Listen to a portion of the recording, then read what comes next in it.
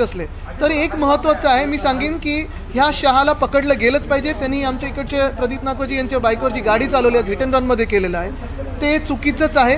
आणि माझी अपेक्षा हीच राहील की कुठूनही वरिष्ठ नेत्यांकडून फोन येऊ नये, जर आलाच तर कारवाई कुठपर्यंत गेलेली आहे आणि त्या मुलाला पकडले की नाही ह्याच्यावर असून सगळे समान, सरकार समोर देखील सगळ्या घटना एक समानतेने आम्ही पाहतो। त्यामुळे ही घटना जी आहे याला काही वेगळा न्याय लागणार नाही, एक वेगळा नियम नाही।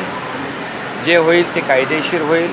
कुणालाही पाठीशी घालण्याचं काम पोलीस करणार नाहीत आणि कुणालाही वाचवण्याचं काम पोलीस करणार नाहीत। झालेली घटना अतिशय दुर्दैवी आहे, दुःखद आहे आणि म्हणून या घटना वारंवार होऊ नये यासाठी देखील शासन म्हणून नक्कीच यामध्ये गृह विभाग नक्की उपाययोजना करेल।